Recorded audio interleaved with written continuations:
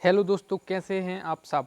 आज मैं आपको बता रहा हूं MP higher judicial services main examination 2019 के बारे में।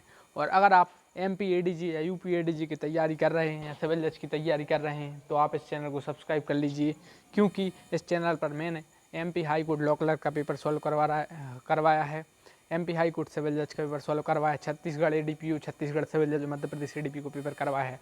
तो आज हम बात करेंगे Madhya Pradesh higher judicial services main examination 2019 की और पूरे पेपर देखेंगे मेंस के। तो आज शुरू करते हैं देर न करते हुए। तो हम बात करते हैं फर्स्ट क्वेश्चन पेपर की, प्रथम प्रश्न पत्र की, जो कि है MP higher judicial services main examination का। और यह है सिविल लॉ एंड प्रोसीजर, मतलब व्यवहार विधि और प्रक्रिया का। 3 घंटा का यह पेपर रहता है और 100 मार्क्स का आता है और 35 ईयर्स इसकी मिनिमम एज है। अगर आप एमपी सिविल जज की प्रिपरेशन कर रहे हैं तो भी आप यह पेपर देखिए, क्योंकि इसी में से एमपी सिविल जज में मेंस में पेपर आते हैं। तो इंस्ट्रक्शन है कि सभी प्रश्न अनिवार्य हैं और सभी प्रश्नों के उत्तर हिंदी अथवा अंग्रेजी एक ही भाषा में देने हैं। बाकी तो ये जनरल इंस्ट्रक्शन है। तो शुरू करते हैं पेपर से।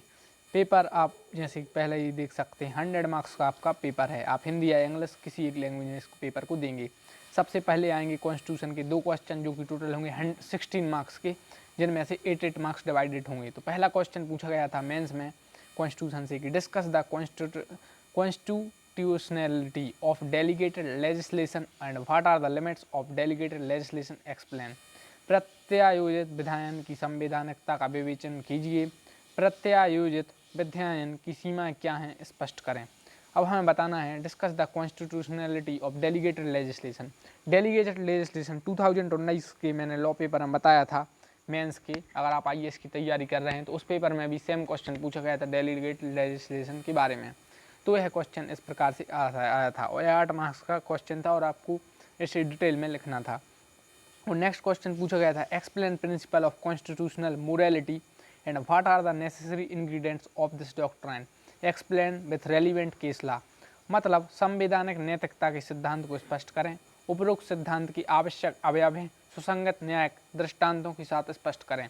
इस हिसाब से आप लिखा है किसमें, explain with relevant case law. हमें सबसे पहले इसको बताने के लिए कॉन्स्टिट्यूशनल मोरालिटी शब्द डिफाइन करना होगा, फिर हमें बताना होगा what are the necessary ingredients of this doctrine.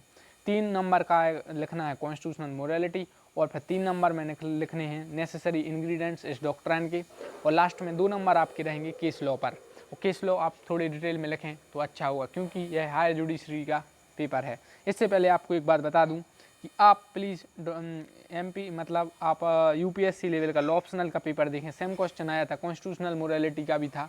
तो आप विश्वास नहीं करेंगे, लेकिन आप प्लीज़ देखिएगा। अब बात करते हैं सिविल प्रोसीजर कोड की। 16 नंबर कॉन्स्टिट्यूशन के आए थे, 16 नंबर है सिविल प्रोसीजर कोड की। सिविल प्रक्रिया संहिता हमारे भारत में 1908 की चलती है। तो क्वेश्चन है whether the court can dismiss a suit as being barred by order 2 rule 2 of the CPC without such plea having been raised by the defendant, whether the merit and the validity of the second suit are relevant consideration for the adjudication of such plea। क्या प्रतिवादी के द्वारा ऐसा आशय का कोई अभिभाग ना लिए जाने के बावजूद कि बाद आदेश 2 नियम 2 व्यवहार प्रक्रिया संहिता से बाधित है, न्यायालय बाद निरस्त कर सकता है। क्या द्वितीय बात की गुण अवगुण एवं उसकी वैधता ऐसे अभिभाग का न्याय निर्णय करने के लिए विचारणीय है। तो इस क्वेश्चन को हमें 8 मार्क्स में लिखना है और एससीपीसी का क्वेश्चन है। और नेक्स्ट क्वेश्चन पूछा गया था कि explain the power of remand of appellate court in बी सिक्ड in order rule order 41 rule 23 23A and 25 CPC by giving the different examples. मतलब आदेश 41 नियम 23 एवं 25 के अंतर्गत अपीलीय न्यायालय के प्रतिप्रेषण की शक्तियों की परिकल्पना विभिन्न उदाहरणों के साथ स्पष्ट कीजिए। यह 8 मार्क्स का क्वेश्चन है। Total civil procedure code CPC के हो गए 16 नंबर। 2 क्वेश्चन इससे 2 कॉन्स्टिट्यूशन से, तो 16 16 32 मार्क्स तो ये हो गए। इससे पहले अगर आपने अभी तक वीडियो लाइक नहीं की है तो लाइक कीजिए और चैनल को सब्सक्राइब कीजिए। नेक्स्ट है ट्रांसफर ऑफ प्रॉपर्टी एक्ट 1882, मतलब संपत्ति अंतरण अधिनियम 1882। अगर आप सिविल जज की तैयारी कर रहे हैं या लॉ क्लर्क की कर रहे हैं या एडीजी की, तो ट्रांसफर ऑफ प्रॉपर्टी एक्ट आपको एमपी यूपी या हर जगह की जुडिशरी में मिलेगा। तो क्वेश्चन क्या है देखते हैं। whether the transferee of a share of a dwelling house belonging to an undivided family can claim for joint possession or other common or a part enjoyment of house। क्या किसी अविभक्त परिवार से जुड़े निवास गृह का अंतर्गत मकान के संयुक्त अधिपत्य अन्य सामान्य आंशिक उपभोग का दावा कर सकता है। तो यह 8 मार्क्स में पूछा गया था।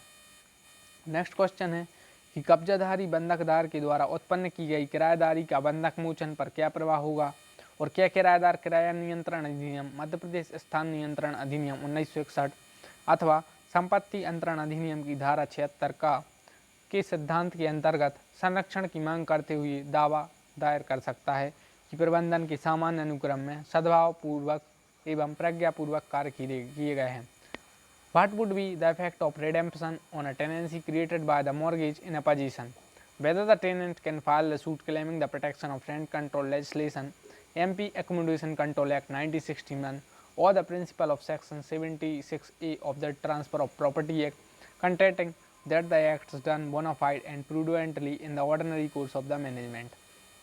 अब बात करते हैं Indian contract act. Indian contract act से भी 2 क्वेश्चन पूछे गए थे जो कि 16 मार्क्स के थे कि a contract cannot be enforced by a person who is not a party to it, even though it is made for his benefit. Explain and point out the exception to this rule. मतलब एक संविदा ऐसे व्यक्ति द्वारा प्रवर्तन नहीं कराई जा सकती जो उसका पक्षकार नहीं है, भले ही वह संविदा उसके लाभ के लिए हो। मतलब व्याख्या कीजिए और इस नियम के अपवादों को बताइए। तो इस नियम की हमें व्याख्या भी करनी है और इस नियम के अपवादों को भी बताना है। नेक्स्ट क्वेश्चन 8 नंबर का क्वेश्चन था कि can the state recover cost of training on failure of the defendant to join the service, explain with relevant provision of the law.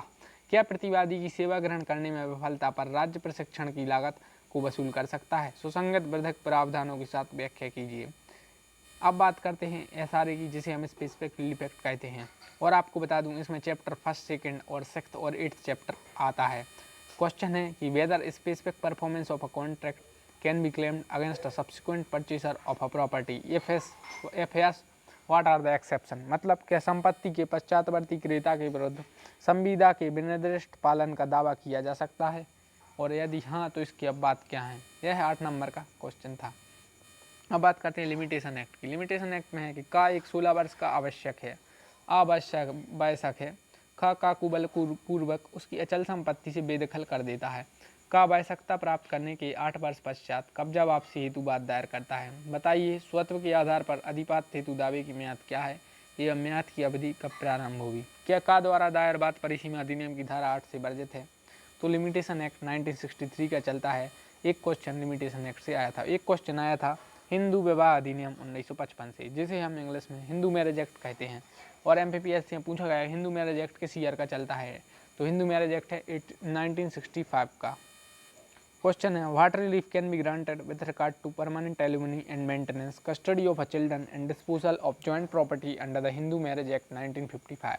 Hindu विवाह अधिनियम 1955 के अंतर्गत स्थायी निर्वाह निधि एवं भरण पोषण, बच्चों के संरक्षण और संयुक्त संपत्ति के बयान के संबंध में क्या सहायता अनुदत्त की जा सकती है? 8 नंबर का क्वेश्चन था। और 12 नंबर रहते हैं मिक्स्ड में। इसमें SRA भी हो सकता है, TPA भी पूछा जा सकता है, कॉन्स्टिट्यूशन ज़्यादातर रहता है और CPC वगैरह भी रहती है। जैसे इसमें हमें शॉर्ट नोट लिखने होते हैं, संक्षिप्त टिप्पणी, तो 6 मार्क्स का एक रहता है। क्वेश्चन है directive principle under the Indian constitution. Directive principle part 4 में है इंडियन कॉन्स्टिट्यूशन के, उन्हें लिखना है। और अथवा में है fundamental right under the Indian constitution. Fundamental right part 3 में इंडियन कॉन्स्टिट्यूशन है, या तो आप उसके बारे में लिख दीजिए। क्वेश्चन हिंदी में है भारतीय संविधान के अंतर्गत नीति निर्देशकता अथवा भारतीय संविधान के अंतर्गत मूलभूत अधिकार। Next difference between revisional and appellate jurisdiction, निगरानी एवं अपीलीय क्षेत्राधिकार में क्या अंतर है? और difference between revisional and appellate jurisdiction, मतलब निगरानी एवं अपीलीय क्षेत्राधिकार में क्या अंतर है, पूछा गया। तो इस वीडियो में मैंने आपको बताया MP हायर जुडिशरी का पेपर 1 मेंस का। नेक्स्ट वीडियो में आपको बताऊंगा मेंस का पेपर 2, मेंस का पेपर 3 और 4 और भी पेपर करवाऊंगा। किस प्रकार के पेपर प्रीलिम्स में आते हैं, इंटरव्यू कैसा होता है, कट ऑफ कैसी रहती है, MP UP higher judiciary, Delhi judiciary के, हर सब जुडिशरी। तो आपको इस चैनल पर सब कुछ मिलेगा। तो अगर आपने अभी तक चैनल सब्सक्राइब नहीं किया है तो प्लीज़ सब्सक्राइब करें, बेल आइकन को दबाएं और कमेंट में करें कि आप किस प्रकार के पेपर चाहते हैं, वीडियो में क्या सुधार किया जाए। तो धन्यवाद।